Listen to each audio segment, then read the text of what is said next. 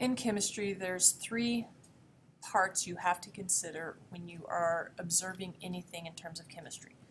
We have the macroscopic observations, what you see in lab, production of a gas, production of precipitate, color change. We have the symbolic representation of that change, and then we have a particle view of what's happening. The symbolic is what an equation does, but in essence you should be able to go back and forth through these three parts and know exactly what's going on and what you're seeing. So when we talk about chemical equations, from the particle perspective, I see whatever I have in my reactants is what I should have in my products. The main thing here, when we talk about a chemical reaction, all we're seeing is a rearrangement of atoms. So notice on the left-hand side here, I have 1, 2, 3, 4. This is oxygen. Okay, I have 2 of these O2 molecules, and I have 1, 2, 3, 4. Same thing here, I have a CH4 molecule. So 1, 2, 3, and 4, and what do you know? I have 1, 2, 3, and 4.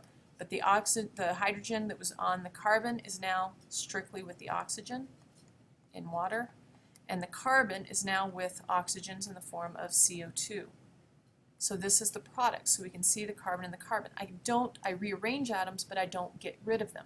This is because of the law of conservation of mass. Now in this video, you're going to see sodium reacting with water. What I want you to do is pick up on what they're telling you, okay, in terms of what's going on with the reaction.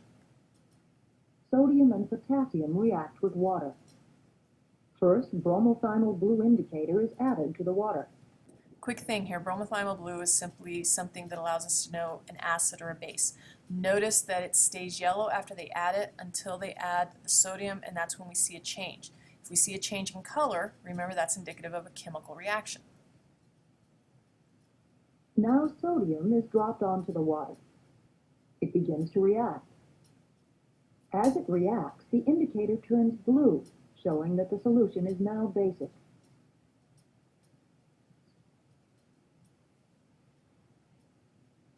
The sodium melts to form a ball because the reaction is very exothermic. The ball is propelled across the surface by the hydrogen gas evolved. Okay, so if hydrogen gas is evolved, that means it's a product. So right now we know that sodium plus water is going to produce hydrogen gas. The hydrogen gas isn't what turns this blue though. Note the steam which is also produced because of the heat of the reaction.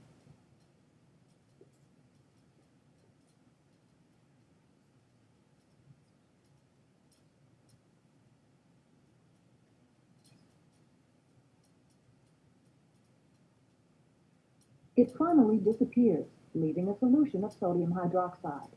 Okay, so now we know that we have hydrogen gas and sodium hydroxide. So that means I have sodium plus water yielding sodium hydroxide and hydrogen gas. What I would like you to do is pause the video right here, look at this equation, decide if it's balanced or not. If it's not, balance it. Then start the video up and I'll have the balanced equation up there. Now when you went to balance this, ideally you used MENO, so metal, ion, nonmetal, oxygen, hydrogen. This gives us an order that helps us to ensure we balance out without getting lost in the process. So remember, ion refers to polyatomic ion. So when I looked at this equation, you should have noticed right away that there were 3 hydrogens to 2, so I know it needs balanced. Now, the easiest way to turn an odd number even, because I know it's going to have to be an even number because of that 2, is to double my 1. So I put a 2 here. That changes everything. So I go back to the beginning and I look at metals. So I need to put a 2 here. Now my metal is balanced. No ions, no nonmetals. Well, okay, remember the ion has to be the same on both sides. I have no obvious hydroxide over there, so I ignore it, and I go straight to oxygen. As soon as I have a 2 here, I need a 2 here to double my oxygen. Now it balances my hydrogens because I have 4 hydrogens, and 2 times 1 is 4, plus 2 is 4.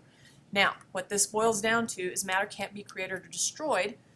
We know the atoms are rearranged, So that means my mass at the beginning should equal my mass at the end because the atoms equal. All the atoms are matter. Matter has mass. Matter's stuff. So when I look at a chemical equation, I've accounted for my particles, so let's account for the mass. Okay, carbon has a mass of 12, hydrogen has a mass of 1. But I have 4 hydrogens and I have 1 carbon, so that's 12 and 4, which gives me 16. Oxygen has a mass of 16, but there's 4 of them. That gives me a total mass of 64. So now I have, let me erase that, I have 64 here. 64 and 16 equals 80. So I have a total mass of 80 on this side. We can say it's 80 grams. We can say 80 AMUs. Doesn't matter right now. Come over here. Carbon again, 12. Oxygen again, 16. So I have 12 plus 32. That gives me a mass of 44. Again, 16 and 1. So 16 times 2 is 32. 1 times 4 is 4. That's 36. 36 and 44 is 80. So my reactants equal my products, as I would expect in conservation of mass. A couple of reminders. Reactants, always to the left. Products, always to the right. My state is included because as we get going, the state of matter is important in terms of different processes. When we talk entropy, when we talk Gibbs free energy and thermodynamics, the state of matter matters. Last thing, remember, a coefficient is inserted. The coefficient is what I use to balance it to make sure I account for both mass and particles so that they're equal on both sides. Notice that they are different than my subscripts. My subscripts simply tell me how many atoms of each element are in a compound, whereas my coefficients tell me how many of the compounds or the molecules I need in a balanced equation.